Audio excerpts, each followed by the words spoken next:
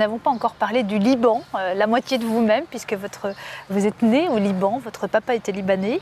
Le Liban qui traverse la plus grave crise de son histoire, et comme un symbole, il y a eu ce concert pour l'espoir à Baalbek, une prestation unique, sans public, de l'orchestre philharmonique. On regarde un extrait, on se retrouve juste après.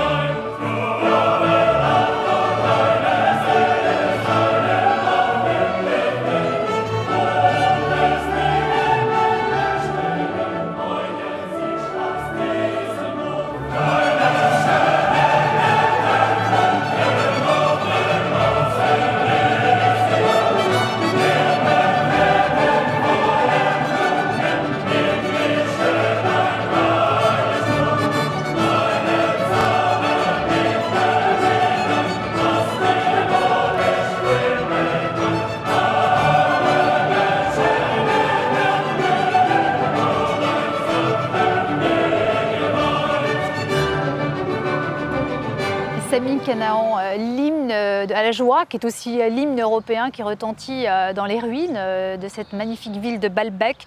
C'est un symbole fort de la résilience libanaise.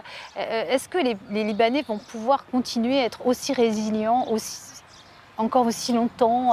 Ils traversent une crise économique sans précédent. Il y a des gens qui ont du mal à se nourrir aujourd'hui au Liban. C'est extrêmement douloureux. Alors le concert en tant que tel, c'est une opération exceptionnelle puisqu'il a fédéré un peu toutes les énergies au Liban de manière très transversale et ça montre la force aussi de l'action culturelle. Mais ça ne remplace pas des emplois, ça ne remplace pas la capacité de se nourrir et de vivre décemment. C'est vrai que le Liban a une crise que même la guerre civile n'a pas eu des effets aussi désastreux sur le plan économique. C'est tout un système qui a implosé, un système un peu du jeu de la viande autour du système bancaire, plus le fait que l'argent des émigrés, qui est souvent une des sources de revenus principales pour les familles, c'est tari à cause de la crise internationale en ce moment. L'Amérique latine, par exemple, les Libanais d'Amérique latine qui ne peuvent plus envoyer des moyens. Et je sais par mes amis, ma famille, que la situation est réellement extrêmement douloureuse, mais c'est devenu existentiel. C'est vrai que ça s'est tari avec la pandémie, mais c'est une crise qui avait quand même commencé avant. Oui. C'était déjà une spirale infernale précédemment. Est-ce que le Liban ne paye pas aussi ces années de guerre civile chez son voisin très proche, trop proche, la Syrie? Quelqu'un a dit le Liban a été créé par Dieu et tout le monde était jaloux, du coup il a créé ses voisins en général, donc façon de parler. Ils sont très jaloux, oui. C'est vrai que le Liban a à la base des ressources exceptionnelles, c'est un pays magnifique, c'est un pays carrefour, c'est des gens très créatifs, très dynamiques. Mais c'est vrai que ça fait des années, enfin c'est des décennies maintenant depuis ce qu'on appelle la guerre civile de 1975, qui était tout sauf civile. Le Liban est malheureusement un terrain de jeu de tous les conflits de la région. C'est clair que le camp voisin syrien en guerre depuis de nombreuses années, les frontières sont quasi imperméables au flux économique, notamment l'exportation de produits libanais. Avec Israël, c'est toujours d'énormes tensions. On a les réfugiés syriens et palestiniens sur un petit territoire. C'est ce qu'on a dit, on n'a jamais... Si un pays européen avait ne fût-ce qu'un quart ou un dixième des réfugiés qu'on a au Liban, on a eu plus d'1 million de réfugiés syriens pour une population de 4 millions. Donc tout ça crée une charge sociale et économique qui est monstrueuse, qui dépasse l'entendement humain. Donc c'est vrai que le Liban a besoin, bien sûr, de réformes, mais aussi de soutien urgent.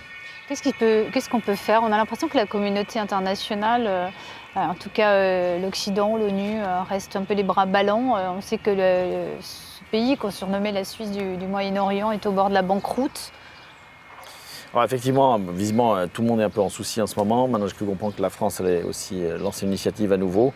Après, il faut être lucide, c'est qu'aussi il y a des réformes à mener au Liban même. On a vu les mouvements populaires contre la caste politique complètement corrompue. Malheureusement, le système public libanais est totalement déficient, incapable de produire des prestations minimales et il y a beaucoup de corruption, elle est endémique. Et je le sais par mes proches, c'est pas nouveau, mais c'est épuisant parce que c'est totalement injuste. Et malheureusement, une partie de ces gens-là refusent justement d'assainir le système. Et donc, du coup, il y a une inflation galopante. Et c'est vrai qu'on a besoin des extérieurs, mais il faut aussi qu'il y ait des réformes. Que le peuple qui a essayé de prendre le pouvoir, ça a été, tous les jeunes, les vieux, les chrétiens, les musulmans, tout le monde était dans la rue, ensemble, ce qui est quand même exceptionnel. Ça montre qu'ils ont la capacité d'être ensemble. Mais il faut maintenant qu'il y ait des dirigeants qui sont capables de prendre ça en compte. Vous craignez que la France, par exemple, lâche tous les liens, coupe tous les liens qu'elle a avec le Liban? Parce qu'on sent les Français assez hésitants quand même, non? Disons, c'est une crise qui est depuis de longues années. Il y a déjà eu pas mal de programmes d'aide. J'espère vivement qu'il y aura une aide de la communauté internationale parce que ça reste quand même un pays exceptionnel de coexistence multiculturelle, multiconfessionnelle. C'est un carrefour, ça reste un carrefour intellectuel, politique, scientifique, économique. Donc je crois qu'on a toutes et tous intérêt à ce que le Liban aille bien, pas seulement les Libanaises et les Libanais.